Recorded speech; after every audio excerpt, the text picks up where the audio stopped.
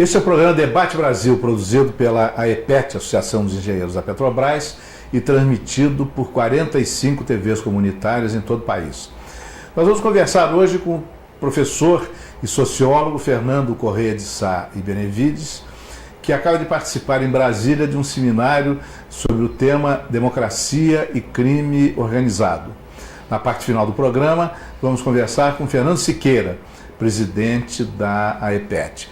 Professor Benevides, nessa nossa conversa, o ponto de partida é esse seminário que houve em Brasília, né, sobre o tema Democracia e Crime Organizado, porque, ao que tudo indica, a inspiração desse seminário foi a ameaça que o crime organizado pode representar à democracia, além da ameaça que ele já representa à nossa integridade física, né? Como é que foram lá os debates? Olha,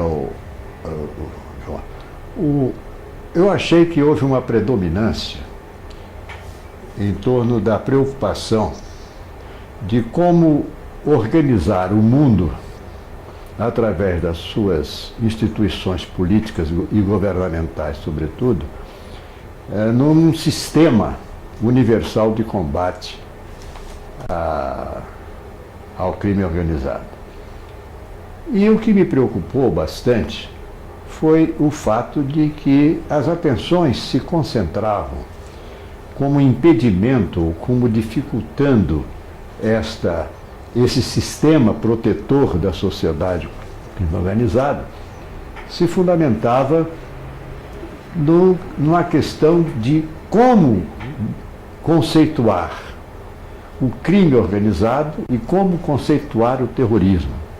Houve até quem dissesse, a própria ONU, que está interessada no assunto e que participou do simpósio, é a dificuldade de conceituação do que seja crime organizado e do que seja terrorismo. Isso imediatamente me fez transportar no tempo e chegar lá pelos anos de 1300 e pouco, na Idade Média, quando Alberto Magno, que foi mestre de Tomás de Aquino, criou uma figura dentro da filosofia do conceptualismo. E ele fez essa intervenção no campo filosófico para dirimir uma controvérsia que já vinha de século e meio atrás entre os escolásticos sobre a questão dos universais e dos singulares, chamados realistas e nominalistas. Os realistas diziam que a realidade era um conceito global e que o particular era apenas uma emanação, tá, dessa tomada inicial de posição. Os nominalistas respondiam ao contrário, dizendo que o realismo que eles propunham era apenas uma questão de nomes, daí o nome nominalistas. E o que é que dizia, então, Alberto Magno? Tudo isso resultava de uma confusão de conceitos. E deu um exemplo muito interessante. Dizia, por exemplo, nós vemos um boi. É um indivíduo, é uma particularidade, é uma singularidade. Mas o boi tem atributos que nos permitem definir o que era um boi. Ao desaparecer este boi singular, ficava do boi a sua bovidade, ou seja, aquele conjunto de ideias que caracterizavam o animal boi.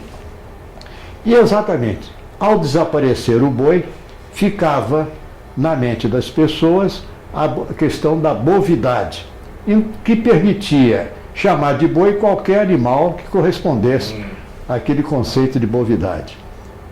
Eu vi nesse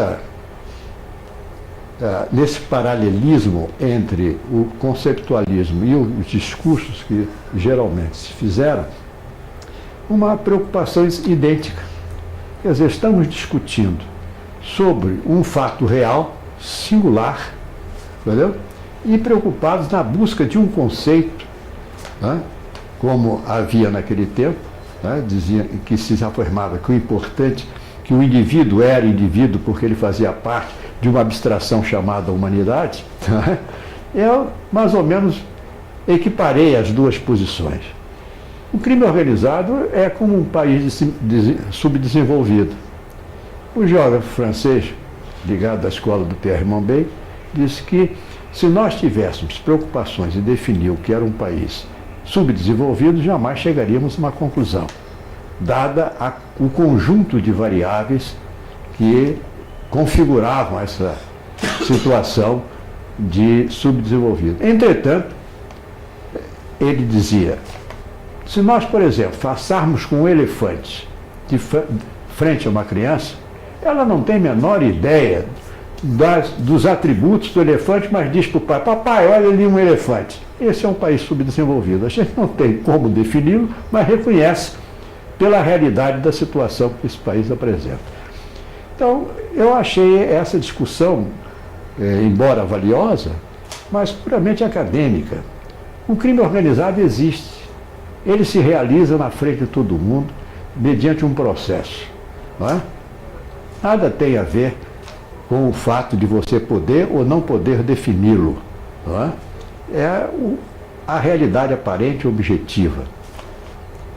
Mas isso resulta de um sistema de ideias. As pessoas têm grande dificuldade em caracterizar um fato, um fenômeno social, porque estão acostumadas a raciocinar pela lógica formal aristotélica, baseada no silogismo, que é uma lógica que não abrange e cria as condições objetivas para você realmente definir a coisa como ela é. Talvez por isso, houve um fato interessante acontecido na Universidade de Nova York, quando o físico de Harvard, Percy Bridgman, propunha que daqui para frente, na análise de um fenômeno qualquer, nós criássemos um novo modelo de definição que ele chamou de definição operativa, que definia o objeto em função de um processo de transformação permanente, porque todos os seres do mundo e todas as coisas do mundo se desenvolviam através de um movimento de transformação. Então, preocupar-se com o silogismo, que mais tarde o Stuart Mill disse que era absolutamente inútil, porque nada acrescentava aquilo que nós já conhecíamos de antemão, e citava dois exemplos que são perfeitamente claros a respeito deste assunto. Dizia ele, como Aristóteles silogisticamente definia o homem. O homem é um animal, um gênero, mas é um animal racional, é a diferença de espécie. Logo, o homem é um animal racional. Ora, isso não acrescenta nada ao que você já conhecia. O outro exemplo, citado por Stuart Mill, é o seguinte, dizia Aristóteles, todo homem é mortal, Sócrates é homem, logo Sócrates é mortal. O que é que de acréscimo aconteceu em termos de conhecimento de uma definição desse tipo? Nenhum. Não é? Aliás, muito antes de Stuart Mill, já Francis Bacon, no Novo Órgano, contrariando o órgano de Aristóteles, estipulava que esse tipo de raciocínio dedutivo, partindo do realismo de um conceito geral para se chegar a um conceito particular, era totalmente inoperante, que o que resultava em conhecimento era você partir do particular para atingir o geral através de um processo progressivo de abstrações sucessivas.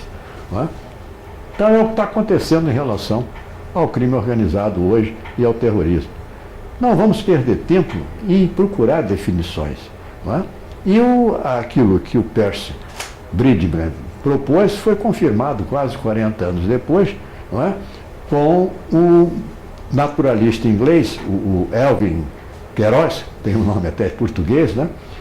Quando ele diz o seguinte, que face à evolução do próprio conhecimento e da diversidade que o processo dialético imprimia, né, às aparências dos fatos e dos fenômenos, né, levava ele, Queiroz, a não aceitar mais a classificação de Linneu, que era fundamentada na definição de Aristóteles, porque não servia mais para exatamente a classificação das espécies. Não é? Então, o homem tinha que ser considerado como um sistema psicofísico em movimento, em constantes transformações de acordo com as circunstâncias que o cercavam. E isso dava exatamente uma ideia de momento e de espaço naquilo que se queria estudar. Não é? Então, a partir daí nós devíamos tomar uma nova posição em referência à luta contra o crime organizado. E foi possível transpor esse pântano do academicismo e chegar a alguma conclusão? O que se deve fazer? Eu fiz várias exemplificações para justificar esta dificuldade que as pessoas tinham, acostumadas a raciocinar na base lógico-silogística de Aristóteles, dizendo o seguinte: uma coisa que precisamos perceber é que o crime organizado não é um fenômeno da nossa época.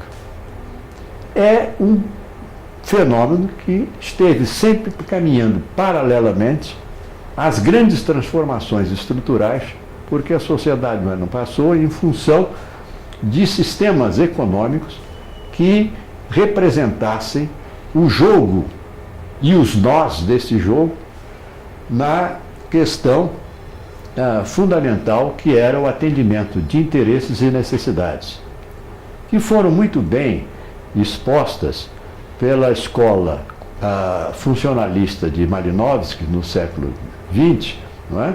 Em que ele dividia as necessidades em necessidades básicas e necessidades derivadas. O que, aliás, não era novidade, chamava eu a atenção, porque Leão XIII, já na encíclica Rerum Novarum, de 1893, usou essas duas expressões, não é?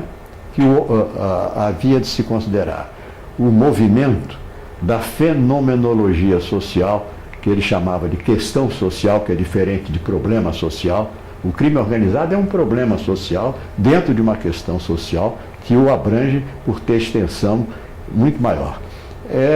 Então você verifica o seguinte: quando você procura transpor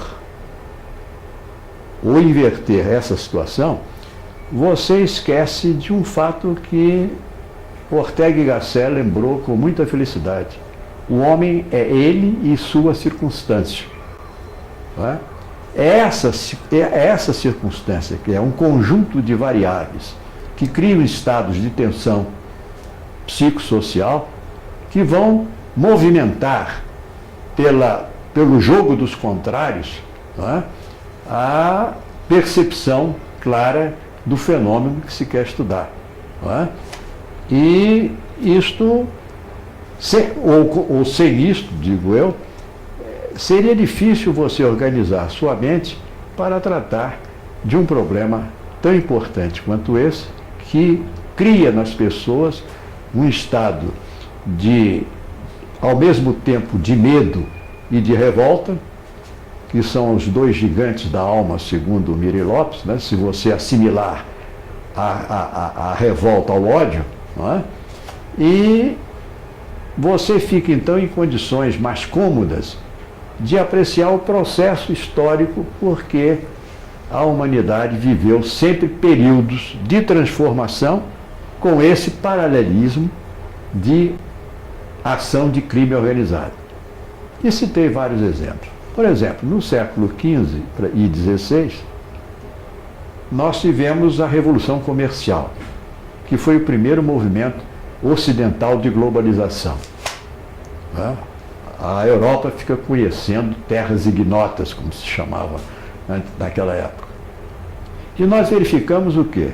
Que, paralelamente ao processo colonial desenvolvido então dentro da Revolução Comercial, o surgimento de um crime organizado que era a pirataria.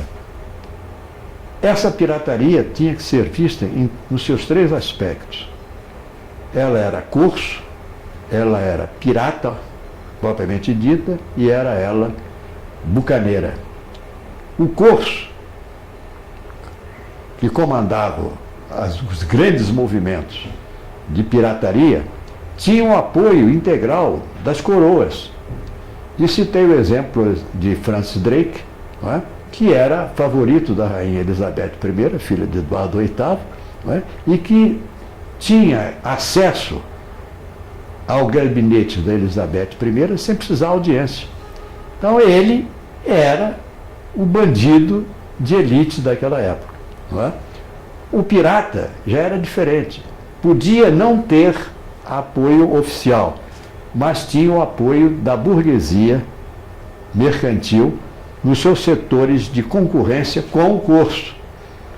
E, finalmente, na base do sistema de pirataria estava aquela fração menor e menos apoiada no plano do poder político e do poder econômico, que eram os bucaneiros, que agiam por conta própria, pequenos bandos que tinham como quartel-general a ilha de Haiti e que se chamavam bucaneiros, como eram os camelôs da pirataria. Camelôs da pirataria, porque eles usavam a chamada carne de bocã, que era um processo de moqueamento, de defumação da carne, que a conservava por 15 ou 20 dias, espaço de tempo para eles poderem exercer a sua função de pirataria. Nós vamos ter que fazer um intervalo agora, que para a maioria dos nossos telespectadores deve ter sido uma surpresa verificar como essa história de crime organizada já é antiga, né?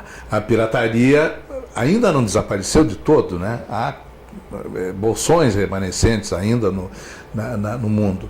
Mas o crime organizado talvez tenha se sofisticado mais, porque depois disso vieram outras coisas, e já no século XX a máfia, né? E agora essa coisa que nós vivemos aqui. Eu queria então já lhe deixar a primeira pergunta do próximo bloco. Não pode haver dúvida dos danos que o crime organizado causa à democracia. Só o fato de ter uma bancada no Congresso eleita pelo narcotráfico já é uma ameaça. Agora, que instrumentos tem a democracia para enfrentar o crime organizado? Até já.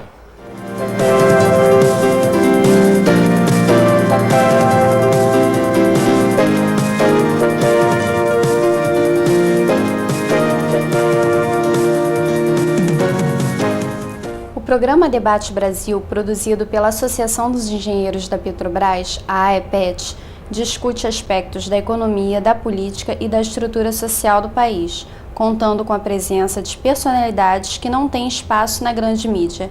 A sua opinião é muito importante. Entre em contato conosco.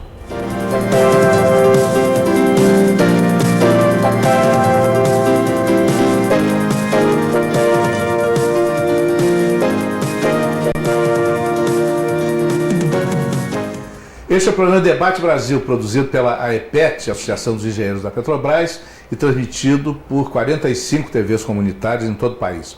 Nós estamos discutindo hoje com o professor e sociólogo Fernando Corrêa de Sá e Benevides a questão crime organizado versus democracia. E a pergunta que ficou foi a seguinte: a democracia tem instrumentos para enfrentar o crime organizado e para nos livrar dele? Aí você tem que entrar numa análise, vamos dizer assim, de conteúdo e análise funcional desse conteúdo. É preciso primeiro saber o que é democracia e como ela se desenvolveu no curso da literatura política, não é?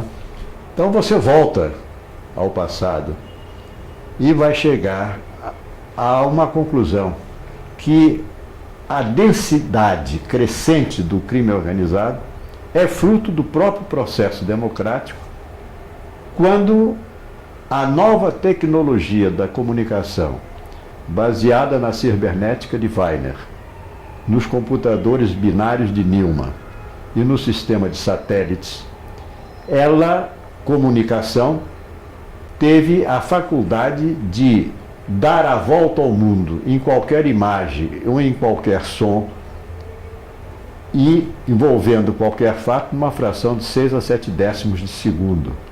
Então, qual é a diferença que existe, isso que me parece importante dentro da sua pergunta, depois nós voltamos ao conceito da democracia, ao conceito de povo, é que o crime organizado conta com uma contribuição que não existia no passado. É aí que está a diferença. Que é exatamente o processo de comunicação aliado à cultura de massa. Porque a cada tipo de crime organizado durante o processo histórico há uma motivação básica. Não é? No tempo da pirataria era o ouro das caravelas espanholas que transportavam o produto do México e do Peru para a Europa. No século XIX, que se desenvolveu o mais torpe sistema colonial do mundo, com todas as suas formas de violência, e aqui eu faço um parênteses para dizer que uma das dificuldades do enfrentamento do crime organizado é que juridicamente está se formando uma coisa muito perigosa, porque dilui o processo teórico, que é a desvinculação do conceito de crime e do conceito de violência. Por quê?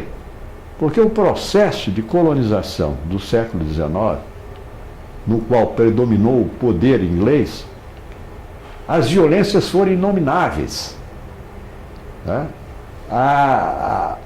O poder de dominação exercido sobre povos que apresentavam um retardamento na entrada do processo capitalista de produção foi uma coisa incrível. Né? Eu me lembro de uma passagem acontecida com Rabindranath Tagore, que foi aquele grande poeta indiano, ao qual o parlamento inglês deu o título de Sir.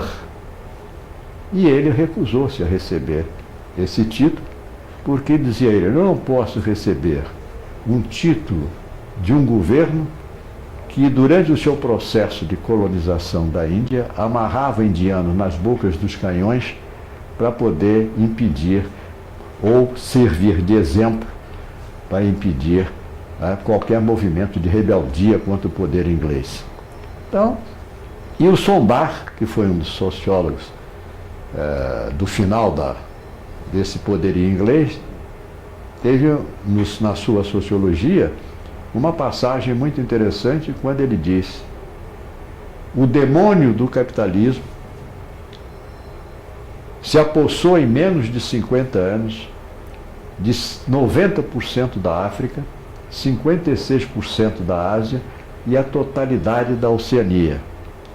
A América luso-espanhola, ele não a menciona por uma razão muito simples, porque as elites dessas colônias libertadas durante o século XIX já estavam dentro da engrenagem do sistema comercial inglês, que havia se apoderado de todo o mecanismo de exportação e importação realizado nesses países. Então, você vê aí que começa a gente a se preocupar então com essa questão de democracia e povo. A primeira vez que a palavra povo entra na literatura política foi pelos escritos de Jean Bodin, que era um jurista francês de 1543. Quando ele falava em povo, ele citava o seguinte: todo país, para sobreviver, precisa exercer a soberania interna e a soberania externa. Deixando de lado a soberania externa, o que é que ele considerava como soberania interna? Era o poder de participação do povo nas decisões políticas. Mas o que era povo para Jean Bodin?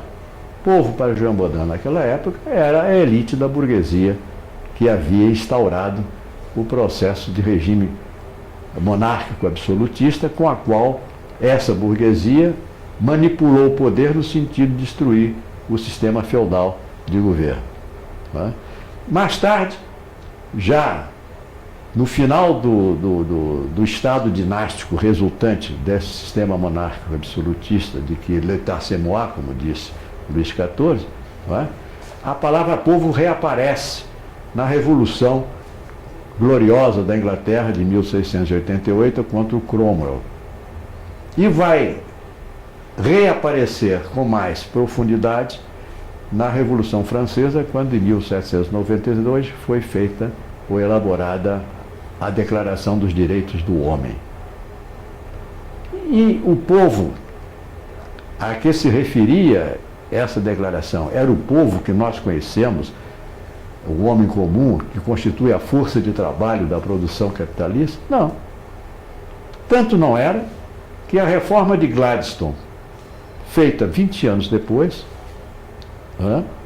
estabelecia o seguinte: só pode participar do processo eleitoral aqueles que tiverem uma renda superior a 100 libras. Ora, uma renda superior a 100 libras eliminava do processo político exatamente toda aquela massa que trabalhava nas fábricas inglesas, não é? E agora nós estamos vendo que, com o ressurgimento da expressão povo, nós estamos vendo uma reação muito interessante. Poucas pessoas se dão conta de que essa ideia de povo, que evoluiu no sentido de considerar o homem comum como um cidadão, está retroagindo.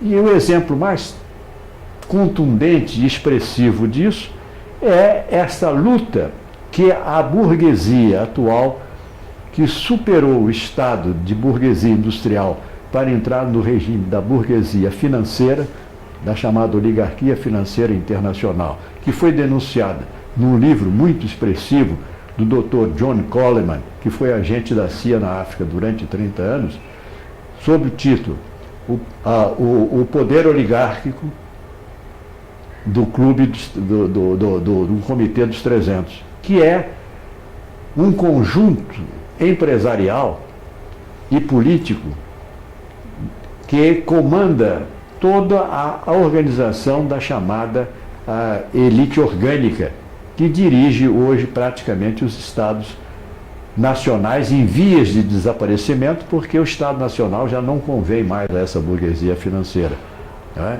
Hoje nós estamos caminhando para o Estado empresarial, ou seja, um Estado sem fronteiras, um Estado em que o poder político é apenas um acessório do poder econômico, não é? E em que todas aquelas conquistas realizadas pelas massas trabalhadoras nas suas lutas constantes de quase 100 anos estão sendo suprimidas. Nós estamos vendo no Brasil a luta contra a legislação trabalhista, contra a legislação social, sobre jogo de palavras, sobre conceitos, como, por exemplo, agora não se fala mais em planejamento global, é foco, focalização e universalização. O importante é você se deter num foco e resolver aquele foco, e deixar de lado tudo aquilo que se relaciona com esse foco.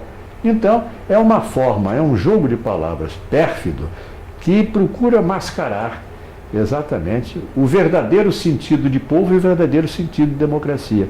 Então, razão por que eu disse, e digo agora aqui a você, repetindo, que a democracia, como é entendida como governo das minorias, ela é a corresponsável na eclosão do crime organizado, na medida em que ela age como processo de exclusão social,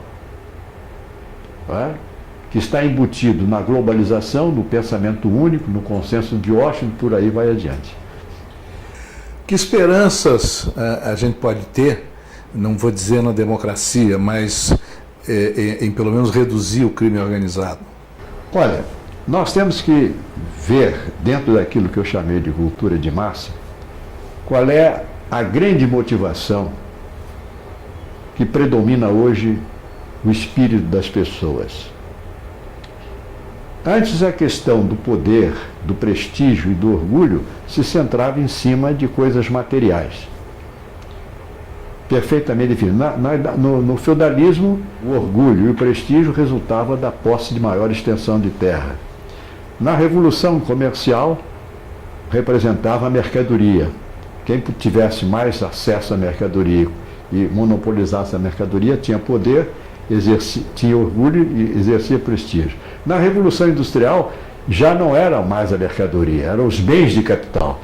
E agora a motivação central é a posse do dinheiro, que começa a ganhar dimensão logo após da Primeira Guerra Mundial, quando correspondeu exatamente um outro tipo de crime organizado, tendo por motivação o comércio ilegal de bebidas e a venda de proteção para poder o comerciante fazer a sua comercialização. O que é que configura hoje a mente das pessoas no sentido da sua ação? É a posse do dinheiro. Porque com dinheiro se supõe poder consumir e com a posse do dinheiro se tem prestígio e se tem poder. Não é? Então eu gostaria de exemplificar isso com 3 situações que ocorreram da década de 30 do século passado para cá. Por exemplo, o Henry Luce, na revista Time, escreveu: o grande negócio do povo americano são os negócios. E o David Lewis escrevia na revista Fortune: ganhe dinheiro e tenha orgulho disso. Ganhe mais dinheiro e tenha mais orgulho disso. E o Nelson Rockefeller, numa carta a seu preceptor, não é bem preceptor, ao seu mentor, que o havia designado para fazer uma experiência junto aos esquimós da terra do Labrador, e transmitisse a ele, William Greenfield, que era um médico, era médico ao mesmo tempo pastor, para ver como o Nelson Rockefeller percebia a diferença entre uma população praticamente primitiva e a população do mundo que ele, Nelson Rockefeller, estava vivendo naquele instante. O Nelson escreveu uma carta ao Greenfield. Depois de passar longo tempo com os esquimós do Labrador, verifiquei que se trata de um povo totalmente destituído de ambições.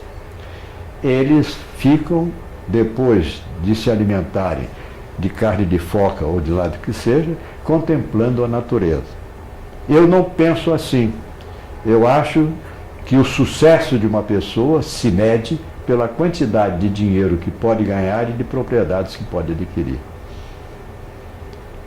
Por coincidência, o irmão dele, o David Rockefeller, quando inaugurou o Instituto Woodrow Wilson, que é a matriz do Tavistock Institute da Universidade de Oxford, e no discurso de abertura, de encerramento, aliás, desculpe, da fundação do Centro Acadêmico do Wilson, terminou com essas palavras: nós estamos assistindo ao casamento perfeito entre o cérebro e o dinheiro.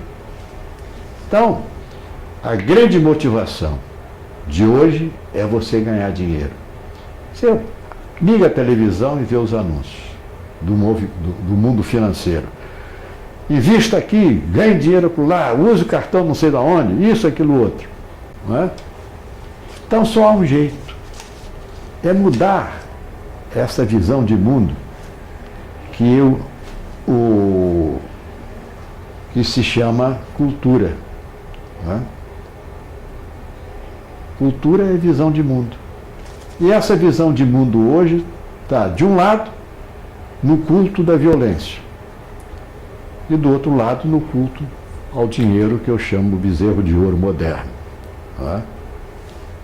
E isso, se não tivermos um sistema de socialização da criança, desde quando ela começa a frequentar a escola, um sistema de socialização despertando valores que Kant chamava de imperativos categóricos: não roube, não minta, não seja violento. Não é? Se você não conseguir inocular isso usando os próprios meios de comunicação de massa que estão à disposição do processo comunicativo, será muito difícil um combate organizado ao crime organizado. Você vê que a coisa chegou a tal ponto de deterioração que a semana passada um grupo de educadores aqui do Brasil teve o desplante de dizer essa coisa absurda: educação é um negócio como outro qualquer. Eram educadores ou empresários ou negociantes da educação? Bom, é difícil você fazer a separação, porque você teve, por exemplo, o Uchoa, da Universidade Estácio de Sá, que recentemente deu uma entrevista no jornal, que esse negócio de pensar que a universidade está para promover o futuro do Brasil é conversa fiada. A minha universidade é meu grande negócio. Eu estou interessado em ganhar dinheiro na minha universidade. E se você entrar no recinto da Estácio de Sá, você vai ver, se verifica que aquilo é um shopping center. Obrigado. O programa de hoje prossegue com Fernando Siqueira, presidente da AEPET. Até já.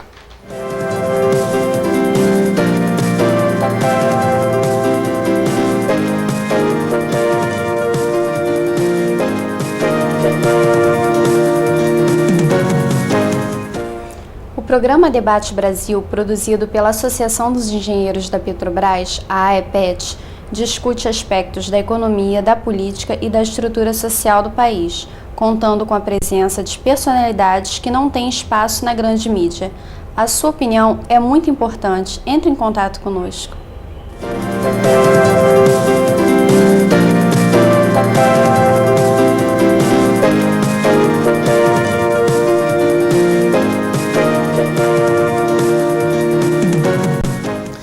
Este é o programa Debate Brasil, produzido pela AEPET, Associação dos Engenheiros da Petrobras, e transmitido por 45 TVs comunitárias em todo o país.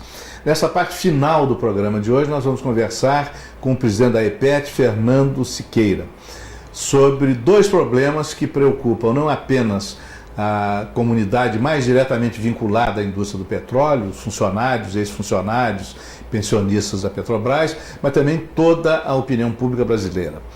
Os rumos da Petrobras e os rumos da proposta de reforma tributária apresentada pelo governo.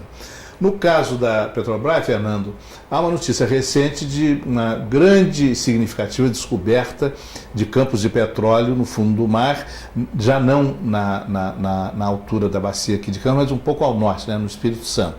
Qual é o dimensionamento que já se pode dar a essa descoberta? Os jornais falam em descoberta em torno de 2 bilhões de barris, né? 2 bilhões de barris, 20% das reservas provadas, mais ou menos, né? E isso, parte desse petróleo está sendo descoberto em áreas de concessão da Petrobras, tirada da Petrobras, passada para concessão. Mas não foi a Petrobras que descobriu? Foi em associação com a Shell, né? O campo de Jubarte e etc. Então Quer dizer, lá no Espírito Santo o petróleo já não é nosso. Já não é nosso, pois é. Então, primeira preocupação, as licitações continuam e são áreas que a Petrobras investiu e correu o risco geológico, foram vendidas. Não foram as áreas que justificaram a quebra do monopólio, porque as áreas que justificaram a quebra do monopólio eram onde a Petrobras não tinha investido, e essas aí já investiu, já correu. Quer dizer, só tem petróleo descoberto e comprovado no Brasil onde a Petrobras botou o nosso dinheiro. O nosso dinheiro, exatamente. E agora vai para a Shell. E agora vai para a Shell. E como a gente tem batido e rebatido, né, a lei do petróleo dá a propriedade para quem produzir. E o artigo 26 e o artigo 60 permite exportar. Então nós corremos o risco gravíssimo de perder o controle do petróleo brasileiro. Nesse consórcio com a Shell, a Petrobras é minoritária? É minoritária. Além disso, Zé, tem outras coisas mais graves. A Petrobras também descobriu em áreas delas, no Espírito Santo, algumas reservas, em 500 milhões de barris, foi o que saiu nos jornais, mas também perspectivas de outras áreas que estão formações separadas, mas que está se correndo o risco da Petrobras devolver essas áreas para a ANP, tanto é que Ela vai devolver áreas em que ela sozinha descobriu petróleo. descobriu petróleo. Vai devolver para a ANP e a ANP vai dar isso para quem? O que ela descobriu, o que ela perfurou, ela garantiu para ela, descobriu. Mas tem áreas adjacentes no mesmo bloco que ela corre o risco de ter que devolver por falta de tempo hábil de furar e o prazo vence em agosto. Sim, o prazo da Petrobras sempre é menor. Exatamente. Então o prazo vence em agosto e o Sebastião Rego Barros, que é o presidente da ANP, já declarou nos jornais que precisa antecipar a sexta licitação, porque a Petrobras está devolvendo áreas muito promissoras. Você vê que o cúmulo que chegou um embaixador brasileiro defender que tem que entregar logo essas áreas para empresas estrangeiras. Esse é o quadro da ANP hoje. Sim, e essa licitação que vai ser antecipada vai ser presidida pelo Milton Frank, que a gente já falou aqui num programa anterior, que aquele cara que foi impedido de entrar na Petrobras por estar passando informações para empresas estrangeiras e primordialmente a Shell, que é quem bancou um livro dele, etc. Então, a questão petróleo está se complicando, né? Nós estamos assim muito apreensivos porque não mudou nada, pelo contrário. Eu acho que a ministra Dilma foi, de uma certa forma, esmagada com aquela... Nós já tivemos uma preocupação aqui, né? Começaram a dizer que era guerrilheira, que era isso, que era aquilo, e aos poucos ela foi sucumbindo à pressão da imprensa. Hoje, a ministra Dilma já não fala mais em mudar a questão das licitações para o exterior. Pelo contrário, está havendo a quinta, continua o processo. Estão querendo antecipar a sexta. Estão querendo antecipar a sexta. Então isso é de veras preocupante, que a ministra sucumba a essa pressão da mídia, que foi que a gente, no programa, logo que ela assumiu, nós alertamos que isso poderia acontecer. Ou seja, as empresas de comunicação que são submetidas aos grupos de pressão internacional monitorarem o Ministério das Minas e Energia perigosamente na direção e no interesse dessas companhias.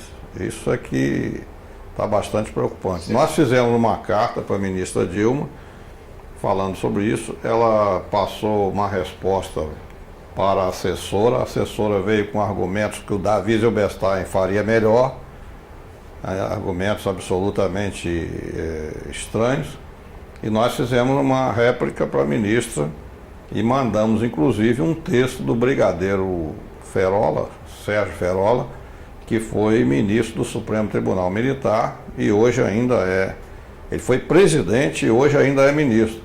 Então o brigadeiro Ferola é um nacionalista, fez um artigo muito bom contra essas licitações.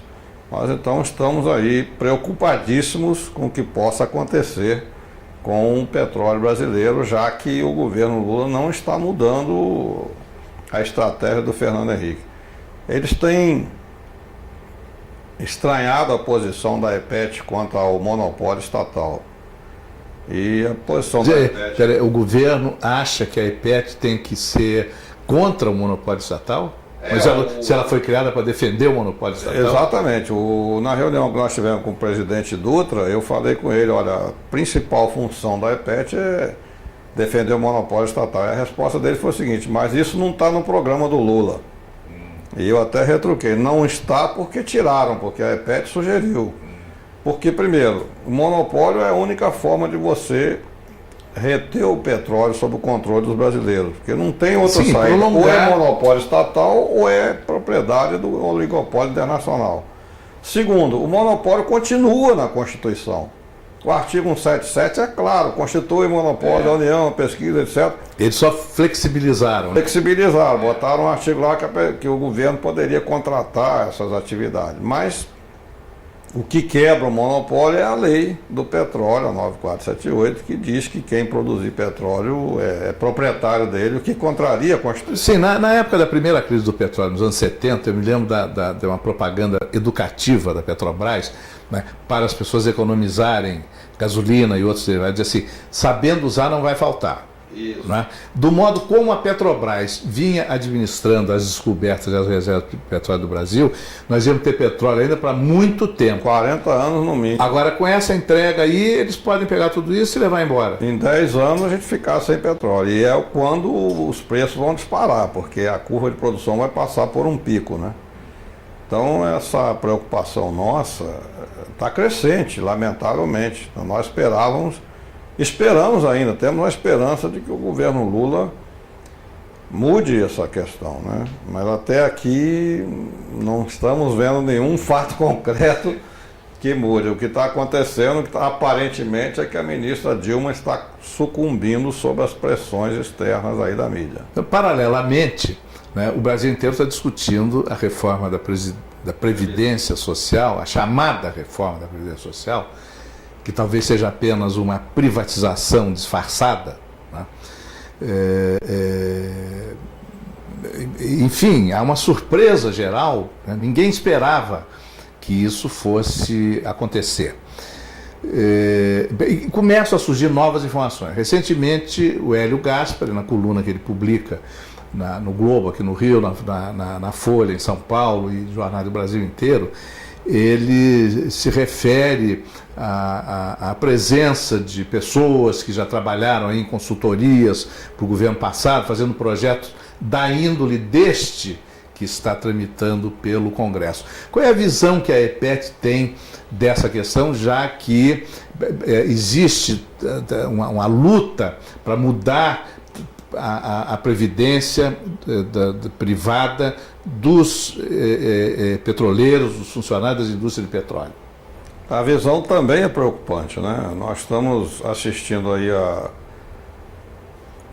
sucumbência do Palocci ao FMI nessa questão, porque na verdade ele fez uma carta para o FMI se comprometendo a mandar essa reforma no primeiro semestre e mandou sem discussão nenhuma com a sociedade. Ele está se aliando ao que há de pior aí do parlamento brasileiro, o PMDB fisiológico, o PTB, Roberto Jefferson e outros que nos governos passados, Fernando Henrique, estavam nos mesmos lugares, apoiando o governo. A reforma é a mesma ou pior do que a do Fernando Henrique, porque na verdade está jogando os funcionários públicos, tentando jogar os funcionários públicos nos braços do sistema financeiro, que quando você limita o teto de contribuição, o restante tem que procurar o sistema financeiro. Agora, é uma questão tecnicamente inviável, porque a média dos funcionários públicos brasileiros está, de função, né, está acima dos 20 anos, 20, 25 anos.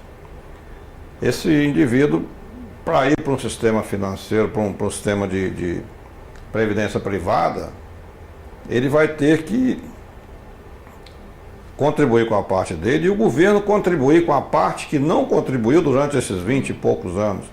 Há uma estimativa aí que isso significaria um transporte de recursos do governo para esse sistema em torno de 3 PIBs brasileiros, 3 vezes o PIB. Quer dizer, é muito maior do que o rombo que se pretende tapar. Claro, aliás, esse rombo já foi provado que não existe, porque o rombo que existe, veja só, o governo, pela Constituição de 88, teve que aportar recursos para pagar o pessoal do rural, meio rural, os deficientes físicos, o pessoal idoso do urbano, que não eram contribuintes da Previdência, e coube ao Tesouro arcar com esse encargo.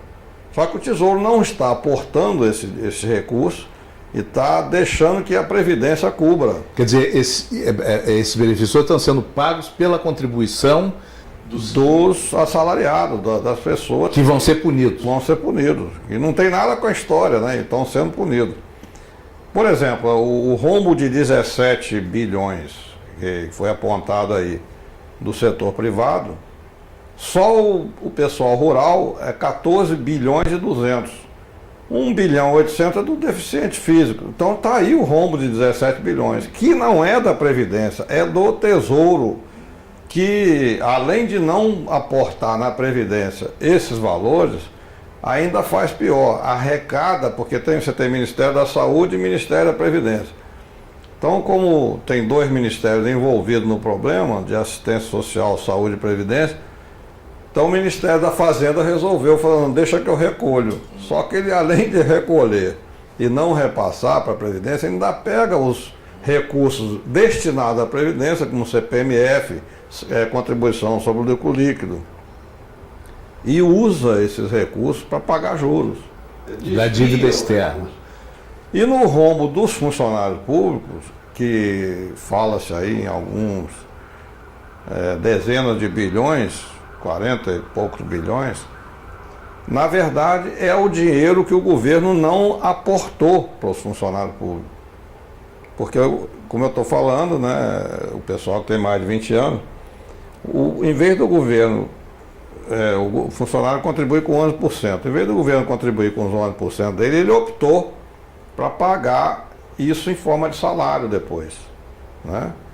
Então, esse rombo que tem é porque o governo não aportou a parte dele. E ele deveria cumprir isso no final da aposentadoria. Agora, tem sido uma coisa tão desgastante para o governo, quer dizer, ministros já foram vaiados, o próprio presidente sofreu manifestações de hostilidade, várias, né, no Congresso da CUT.